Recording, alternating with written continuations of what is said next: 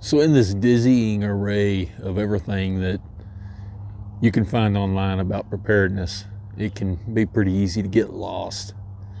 So with this video, I wanted to discuss 5 things that, in my mind, are the foundational principles of what it takes to be prepared, or at least begin the process of preparedness. Now, these things, although I'm going to number them, they don't really, one is not more important than the other. Think of it as the foundation. We're not going to build a skyscraper and expect to leave one of these things of the foundation out, one of the 5 things, and leave 20% of that foundation out, because then everything will just fall down. So keep that in mind. None of these really have any particular priority over the other, but let's go ahead and get started. First thing that I would probably say is your shelter. You got to have good shelter. And your shelter normally is what we think of, it's where we live. And that's important. You need to make sure it's good and secure, a safe place, that it's stable. And then after that, we slowly degrade to something that's man portable. So then we look at our vehicle, pickup truck or car, whatever you got, and look at that and see what you can do to get that good and reliable. After that, most of us, it's on foot. It could be a 4-wheeler or something like that, but most of us, we degrade to, being on foot after that. So let me point this down just a little bit. And when you're on foot, your shelter is your clothes. It's just now starting to change seasons around here. 3 days ago, we had snow. I wasn't expecting that at all when I came out of work. But the seasons are starting to change, and what gear you have that supports your shelter situation, if you're on foot or in a vehicle or in a house, needs to reflect that. Are you prepared for cold weather? Are you prepared for hot weather? Prepared for the weather of that particular season? So after shelter, we move to food and water as our second one. Now, this really should be called water and food, because the truth is, most people don't have near the amount of water that's needed. You've seen in the past, at our family property, we have a solar well, and we also have about a 3-acre pond that, holds water all year long. Not everybody's got that luxury. I was going to say option, but it truly is a luxury that we're blessed with. But at minimum, we need to be looking at, at least a couple cases of water sitting around the house, and the thing about it is, you can never actually store enough water to get you through, a bad situation that's any more than a couple days. So where we need to look at long term with the water is, how do we collect more water? How do we replenish our water? That could be, like I mentioned, with a pond or some type of well system. And how do we keep that running? On to food, there's 1,000 videos all over YouTube, all over the internet about food. Take a look at what you got. Can you make it to the end of the week? Once you get to where you can make it to the end of the week, can you make it to the end of the month? At 90 days, you're pretty well set, regardless of what most prepper channels will tell you, regardless of any of that. 90 days is actually a very, very big accomplishment. Should you strive for up to a year? Absolutely, absolutely. But once again, food is something that you're going to run out of eventually, no matter how much you store. So we need to look at replenishing that. And where we accomplish that is with agriculture. It's, raising chickens and rabbits or sheep, some type of livestock, and then gardening. Some of those you can do in a backyard scale, and it's encouraged that you do that. There's a bunch of really good resources on this. If you look at City Prepping's YouTube channel and the Bear Independent YouTube channel, they can break that down a whole lot better than I could. So look into that. Moving on to the number 3 thing, let's go to safety and security. And this is the one where you got the permission to go ahead and buy that rifle, I guess. Now, we tend to, focus on the firearms and defensive stuff on this, but it goes much further than that.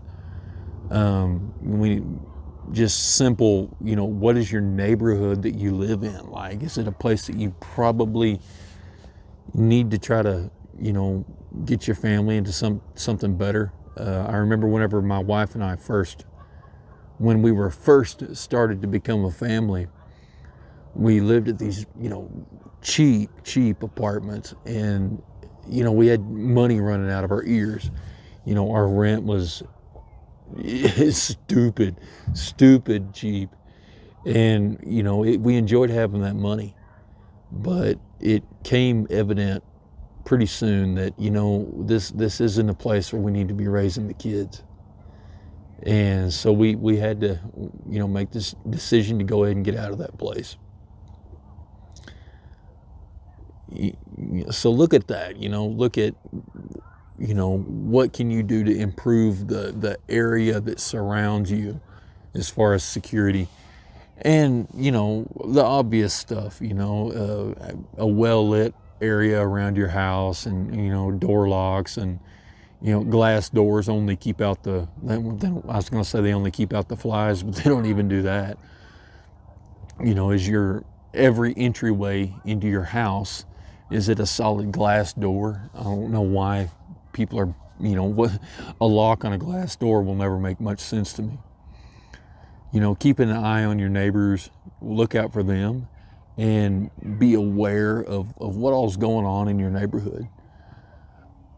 I think you ought to carry a firearm every single day. If you have pants on, you ought to have a firearm on. What I carry is simple. I just carry a Glock 19.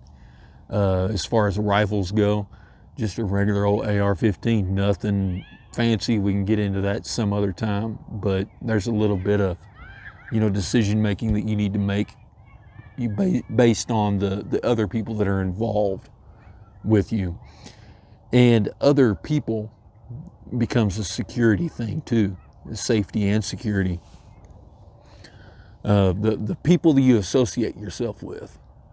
There's a large group of people out there that they want you to think you're their friend, but they're just in it for something. What can they get out of you from that? And, a lot of people that you really like, I've had to do this in my life, people that I really liked, I loved being around. We had to get rid of them, get them out of our lives, because there comes a time when you make a decision that they don't add any benefit and only add negativity to your life. And that can be, somebody that's wanting to steal from you, or maybe it's just that you're trying to improve yourself, and it's just like crabs in a bucket. You climb up and they just reach up to pull you back down. So take a look at that. Also, what I'm going to include in this is a little bit of PPE stuff. Your basic gloves and disinfectants and things like that to protect yourself from the outside environment. Now we'll move on to number 4, which would be financial stability. I talk a lot about financial stability, but don't click away just yet. I think it's important. If you can't afford to make your house payment, your housing is not stable, you can't afford your groceries, if you're worried about your truck getting repossessed, it's, as much as we hate to admit it, money is what makes this whole entire world go around. And part of preparedness is considering the fact that someday we're not going to be able to work. We're not going to be able to go out and, do the grind and earn an income for ourselves. And that's something we need to be prepared for. A lot of the prepper channels are real big on, the stock market, you don't want to be involved with all that. And that's, you can lose everything in an instant, buy gold and, precious metals. I don't believe any of that. What I do know is investing in Wall Street works.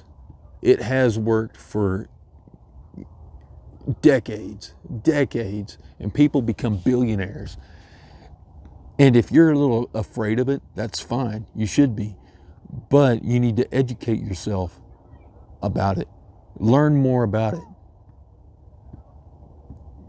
Once you get a little bit of knowledge behind you, a lot of those fears, they'll kind of resolve themselves. So that's important, planning for the future, for whenever you're not able to work. And good, if you're going to buy up a bunch of precious metals, everybody talks about gold. If you're really looking for something to preserve wealth, do silver. Please, if you're going to make that choice, do silver and not gold. The return on investment is so much higher than it is with silver than it is gold. But anyway, enough about that. Talking about the immediate thing today that we need to worry about financially is we need to have an emergency fund. I used to always say $1,000, but I don't believe that anymore. With the way things have changed, $1,000, one house payment will eat that up. So we probably need to double that to around $2,000. $2,000 will bail you out of just about any situation. You can scale that to as much as you want. Having 6 months of income would be wonderful. I understand everybody's not able to do that, and that's okay. Let's leave the financial stuff alone and move on to transportation. Transportation is the way we're going to get to work. It's the way we're going to get to wherever we're going, because something's bad here and we need to get over there to where things are less bad or good. It's how we're going to make a living. So really put some thought into the reliability of your transportation. I drive a 25-year-old truck. I'm leaning up against the bed of it right now. And it has had its issues, but it's a reliable truck. And the reason I don't get rid of it is because I'm able to maintain it. If I wasn't able to maintain this truck, I wouldn't have it. I'd get rid of it and I'd move on to something else. The thing is I don't want to make a payment every month. But you need to look into your transportation. And once again, remember, all this degrades to something that's man portable. So starting out at the absolute highest level of dependency would be, if you are dependent on, taxis or something like that, then, a little bit more independent would be your car, your truck. And then we got to degrade all the way down to the man portable system, and that becomes what you can carry on your back and your boots. Make sure you got a good pair of boots, because there might come a time whenever you need to take off walking. And for goodness sake, keep a good pair of boots in your car. I've broke down before and I've had to walk. Luckily, I had a good pair of shoes on. There's times whenever I haven't. I'm not afraid to admit that I've taken off to the gas station before in just a pair of slides. If I had to walk back home, man, that would suck. Luckily, that hasn't happened. But anyway, take a look at those 5 things: shelter, food and water, safety and security, financial stability, and transportation. If any one of these 5 things fall, the rest of them fall with it, in pretty quick order, actually. None of them take a priority over the other. We'll break these down into individual videos to kind of give you a better idea of at least what my thoughts are on the best way to handle all these. So go ahead and subscribe and keep your eye out for that. And we'll cover that sometime in the future. Thanks. You guys be safe.